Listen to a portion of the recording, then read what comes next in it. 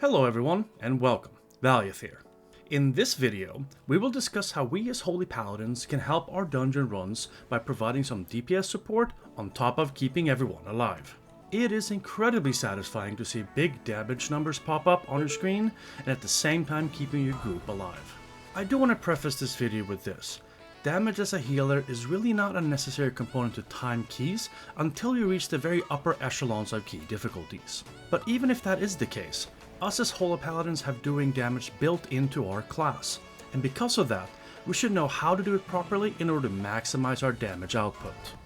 But before we dive into this topic, almost 90% of my channel's viewers are not subscribed to the channel. If you like this style of content and want to see more of it, please consider hitting that like button and subscribing to the channel. It helps me out more than you know. The following are some general comments I have on the DPS state for Holy Paladins. In short, our damage this season is abysmally bad, even with the recent buffs we received. Disc Priests, Restoration Druids, and Misthaven Monks do an absolute insane amount of healing, while at the same time being able to maintain healing on their entire party. Unfortunately, Holy Paladins do not have the same luxury, as we have to choose to do one or the other. In Season 2, we were absolute powerhouses of damage, and because of that, we got hit by the nerf hammer so hard this season that we are now basically equipped with wet noodles and soft teddy bears to do damage with. The last point I want to make is regarding DPS focused gear. There are two distinct trinkets we can run for DPS purposes, and you should only run these if you are very confident in your ability to heal the group with these in play. These are Augury of the Primal Flame, which drops from Firak, but it requires you to be loot spec into Retribution to get it. And Bellorelos the Suncaller, which drops from Tindral. This is lootable if you are in Holy as well. I do not recommend running two DPS trinkets, and of the two mentioned, if you're going to run either of them, I recommend using Augury. There's also our best in slot weapon, which is a one-hander that drops from Firak, Vakash the Shadowed Inferno. This does a decent amount of passive damage to enemies, so it's worth picking up. If you use the build that I discussed in my previous in-depth healing guide video, which if you haven't watched it, I highly recommend you check it out. You find the link in the description, or you can click the link above. In that build, we are heavily focused on making sure we get as many awakening stacks as possible. This means we need to generate holy power so we can then spend it. Well, several of our holy power generators do damage, and we should know when to use them, but we should also ensure we are dealing as much damage as we can at the same time. I want to take this opportunity to point something out before we dive into all of our DPS abilities. Dealing damage should only be done when you're confident that nobody will die. All of the following abilities and their use need to be put into context of keeping your group alive. Do not use abilities for damage if you know you will need them for healing shortly thereafter. This is where knowledge of the dungeon comes into play. This is also what I mean with always have an exit strategy in place. Know when to use what in preparation for incoming damage should be your number one priority. The following are all of our holy power generators that deal damage. Crusader Strike, which is our bread and butter melee attack. This should be used as much as you can, as it is one of our main holy power generators. Judgment is a ranged damage dealing ability that should be used whenever available. Also, thanks to the talent Righteous Judgment, we have a 30% chance to drop Consecration below the enemy hit. This is a core ability in our kit, as it also provides damage reduction, but also helps trigger our Awakening talent at 12 stacks. Hammer of Wrath, which you can use during wings or when the enemy is below 20% health. This is a button you should press whenever available, so long as you don't need to use that GCD for healing. Divine Toll does a ton of damage, as it instantly casts 5 Holy Shocks on your targets and also maxes out your Holy Power. I'll be discussing Divine Toll a bit more detail shortly. And lastly, Holy Shock, which is by far the most potent of our damage dealing abilities that generate Holy Power.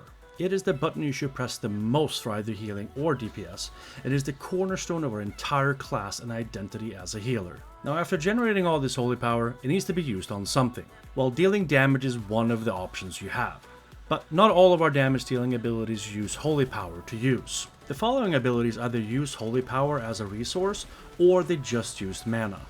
Consecration. It costs no holy power and deals a ton of damage to enemies standing inside of it. This should be placed down as soon as you can, provided the group isn't moving out of it. This is going to be one of your biggest damage dealers if utilized correctly. Holy Prism costs no holy power, and if targeted on a friendly player, deals damage to 5 enemies. Generally, this will be used as soon as it's available for either damage or healing. If there's no healing needed and it's available, send it out as damage. And we then have Shield of the Righteous, which consumes holy power and is further boosted if used while standing inside of your own consecration, thanks to the talent Strength of Conviction. This is our holy power dump ability, and should be used whenever you have at least 3 to 4 holy power to spend. We should also not forget Blessing of Summer, which if used on the right player can add a ton of damage that is attributable to you. Make sure you pop this on a player that is doing a lot of damage and is not a pet class, as the buff does not transfer to any damage dealt by pets or minions. So let's start off with when you should be focusing your attention on dealing damage instead of healing. You will always be doing some damage via Judgment, Crusader Strike, and Consecration, even when you are healing focused. But there are many times during your dungeon runs where your group is not taking much damage at all, and there's not much to heal. So what are you supposed to do in those situations? Well, you can continue healing players that don't need any healing. You could pull out some popcorn and watch the rest of your group deal with these enemies, or you could go AFK for a minute or two and go grab a drink. I'm being facetious, of course, as the only right answer to the question is for us to dive right in and start doling out some of that holy judgment that only paladins can do. For us to do this, we need to be comfortable allowing players to dip down in health some, and not panic. We need to have trust in our own ability to spot heal quickly if needed, and we need to make sure we have an exit strategy if things go sideways. In general, what I do when I start a run with pugs is I start off very defensively, just to gauge how my group plays. And if I find that they know how to press their buttons, interrupt the correct cast, and they don't stand in bad stuff, I know I will have the opportunity to spend more time dealing damage. Let's take a look at a pull where I did just that. You will see here in the beginning, I stay back and observe how the tank pulls this pack. I make sure he gets the damage reduction from Glimmer, pop Blessing a Sack to give him the chance to get his active mitigation up and running, and I also use Divine Toll on my group just to be safe. As soon as I see the mobs grouped up and damage stabilizing, I pounce on the opportunity to deal damage. I use Daybreak to get those extra holy shocks and the haste buff. I drop down my concentration on top of all of the enemies, and then I start pumping at all of those extra holy shocks into enemies. As soon as I get at least 3 or 4 holy power, I use it for Shield of the Righteous, making sure I do so while standing inside of my own consecration. I peak at a little over 200,000 DPS there for a moment, but towards the end of the pull, I start noticing the group has taken a fair amount of damage. I know the tank will chain pull right down to the next pack, so I want to refocus my attention here to ensure the group is healed up again before the next pull.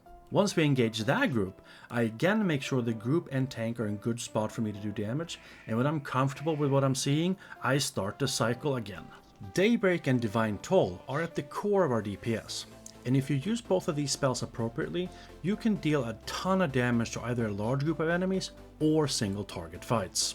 Here are the correct ways of using them for damage purposes. The AoE focused order is to Daybreak first to remove your existing glimmers, which provides AoE healing to the group as well as AoE damage depending on where your glimmers were, but it also triggers the Rising Sunlight talent to get all of those extra holy shocks. You then cast Divine Toll on the enemies, which does a lot of AoE damage by itself, but it also puts glimmers on 5 of the targets. You now have a scenario where you've had 2 rounds of AoE damage pushed out, 5 of your enemies have glimmers on them, and you're armed with a lot of holy shocks so you can cast incredibly fast thanks to the 25% haste buff from Daybreak.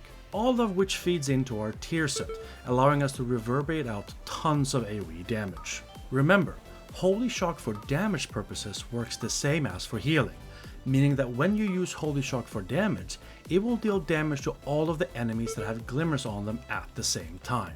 The single target DPS way is to do it in reverse, meaning you Divine Toll first for direct damage, which also refreshes whatever glimmers you had out already, doing even more damage, and you then hit Daybreak to remove all of those glimmers, which yet again pushes out a ton of damage. You've now done a lot of damage already, but you're also armed with a lot of holy shocks plus the 25% haste buff from Daybreak. Doing it in this order sets you up for a very nice burst window single target damage. As you'll see here in a little bit, this can dish out a lot of damage to bosses. Our tier set is one that is incredibly powerful from a DPS standpoint, and it is very important that when we choose to do damage, we maximize the potential it has. make sure you keep refreshing those glimmers to get reverberation stacks going. If you're in a spot to do so, spread out those glimmers on multiple targets to maximize the AoE damage it does. A note regarding this though, at lower key levels where groups die fast, it may not be worth spending the time spreading your glimmers, as when you're done doing so and ready to start pumping out damage, the group is already dead. Gauge when this is appropriate to do, and if it's not, just focus down the highest priority target of the pack. Let's take a look at a fight where I'm doing single target DPS. There's no better example than the first boss in Black or Cold. In this one I peaked at around 116,000 single target DPS. You can see here that I'm making sure my consecration is down at all times, and I'm dumping all of my holy power into Shield of the Righteous, and I'm using holy shocks for damage. I also sent both Divine Toll and Daybreak off the bat here for damage purposes, as I know I will have those back when the boss does his large AoE attack. To squeeze out even more, I also popped the wings here to maximize my damage output. I still provide spot healing to the tank and any player that needs it, but I am 100% focused on damage at the start of this fight.